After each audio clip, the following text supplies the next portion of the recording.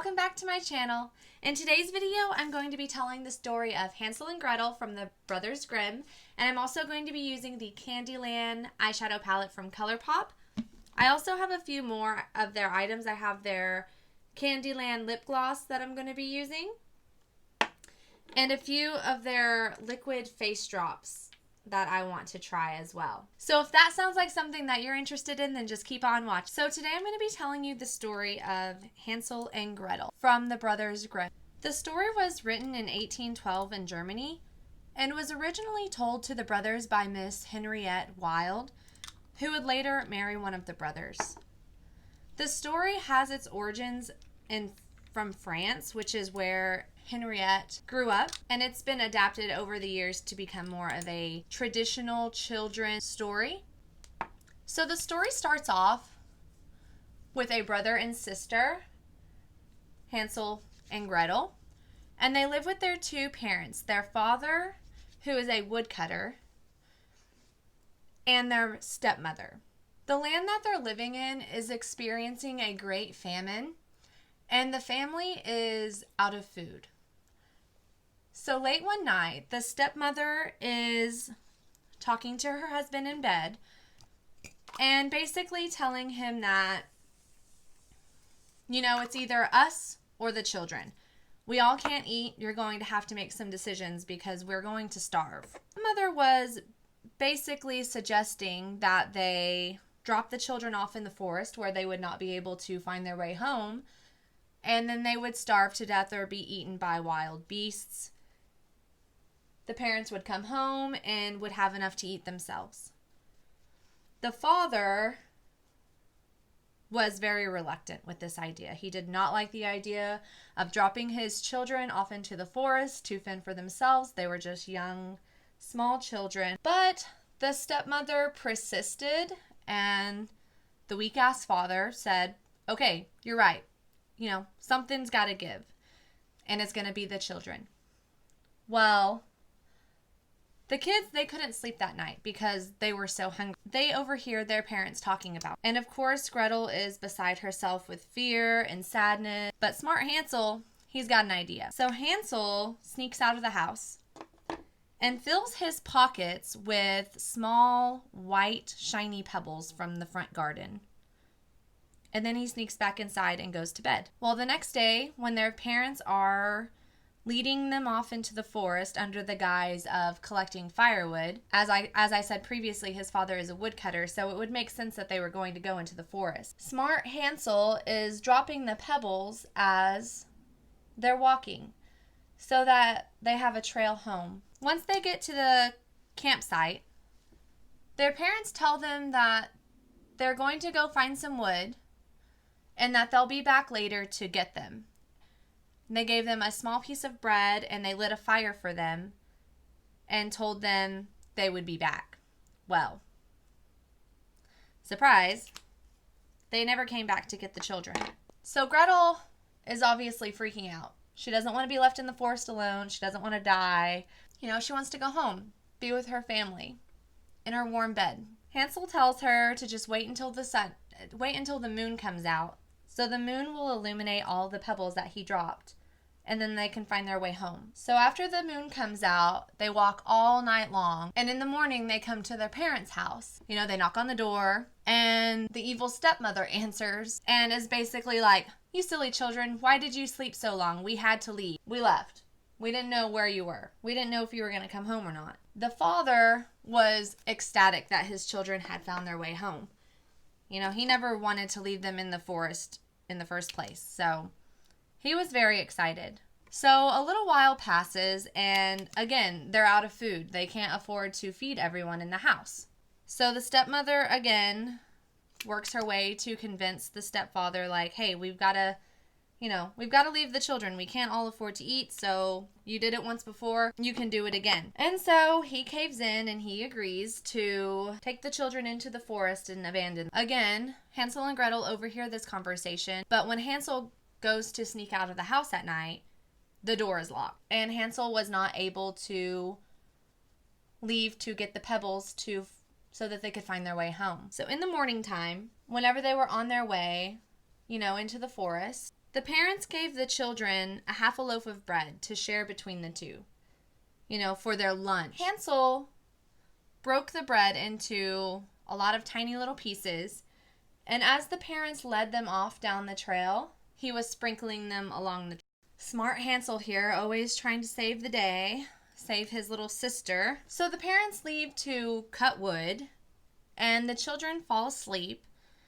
And of course, they wake up in the middle of the night and find that their parents did not come to bring them home. Hansel tells his sister not to worry. I spread some crumbs out along the trail, so when the moon comes up high, we can just follow the breadcrumbs home.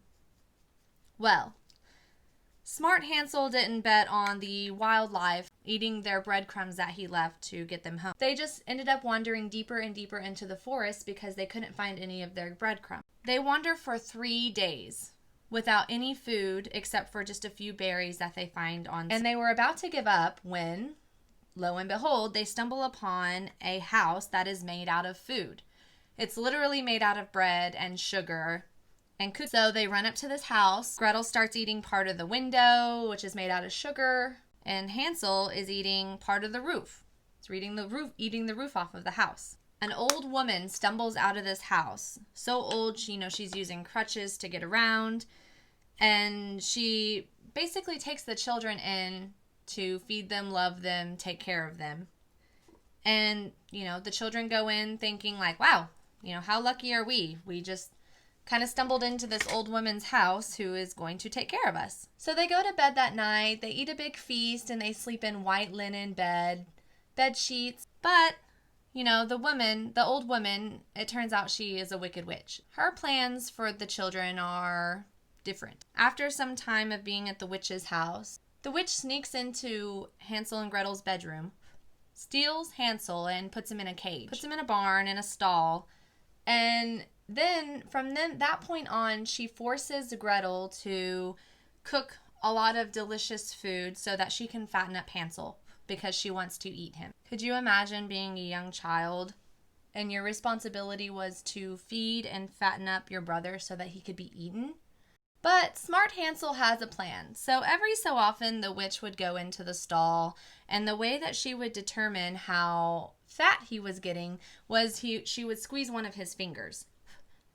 Because I didn't know this, but apparently it is common knowledge that witches are incredibly blind. So she couldn't actually see him. So smart Hansel found a bone in the bottom of his stall, and he would poke that out of the stall whenever the witch would come to check how fat he was getting. So after some time, the witch is growing impatient because it's been some time, that she's feeding these children, and Hansel is not gaining any weight. I'd be in there doing some sit-ups, some push-ups, crunches, something. So finally, the wicked witch is, at the end of her rope. She basically tells Gretel, get the pot ready. Tomorrow, regardless of his size, I'm going to eat him. I'm tired of waiting. The wicked witch tells Gretel that she wants to bake some bread, to go along with the child she's about to eat. So she asks Gretel to get the oven ready for her, to prepare it for the bread. Go in, make sure that the temperature is hot enough. Brave Gretel kind of plays dumb and says, I don't know how to do that. I've never done that before. I don't know what you're talking about. How do I do that? And so the wicked witch basically tells her she's a stupid girl and that she's like, here, look, this is how you do it. And she bends over into the oven and Gretel pushes her in and locks the oven. Whew. Crazy. As the wicked witch is screaming and writhing in pain because she is baking in the oven, which, she got what she deserved, I think. She was about to cook these kids. Gretel runs out into the stall, unlocks it. Her and her brother embrace. She says not to be scared. She's taking care of the witch. The witch will never bother them again. And they're just dancing and hugging and kissing in happiness. With the wicked witch out of the way, the children go back into the house. And they find just chests and chests of jewels, pearls, money, coins, that sort of thing. And they take as much as they possibly can and they put it in their pocket. And they set off toward their home. They come upon a large body of water that is too large for them to swim across or, paddle across or anything like that. And Gretel sees a large duck and basically decides that they're going to use that as their way across the pond. So they sing a little ditty to get the duck to come to them, and the duck agrees to swim one of them across at a time. You know, being across the large body of water, suddenly they realize where they are. They realize that they're close to home. They continue their trek home, and they finally come to their father's place. They knock on the door, boom, boom, boom. And their father is just overjoyed with, he's just ecstatic. They've been gone for months. And it turns out in that time that their evil stepmother had actually died. So that's good. The father hugs them, embraces them, brings them into the house. And the children begin to tell them of the Wicked Witch, what they've been through. And then they show the father all of these jewels and pearls that they stole from this old Wicked Witch. And then that's it. They live happily ever after with no stepmother. It was said that the father never knew a happy day after he left his children. So to give a little backdrop to the story, as I finish up here, back in the early 1300s, there was actually a great famine in Northern Europe. And it was said that it was extremely common for mothers to kill their small children. Families would eat family members. Cannibalism was running rampant.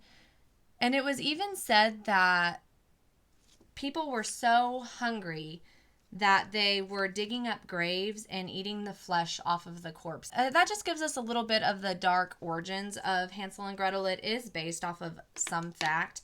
It was really common in that time during famines to abandon young children because you can't feed everyone. So it is just an incredibly heartbreaking story, especially when you kind of know some of the history behind it. A father having to choose to abandon his children so that him and his wife can... So I'm just going to finish up my look with some lip gloss really quick.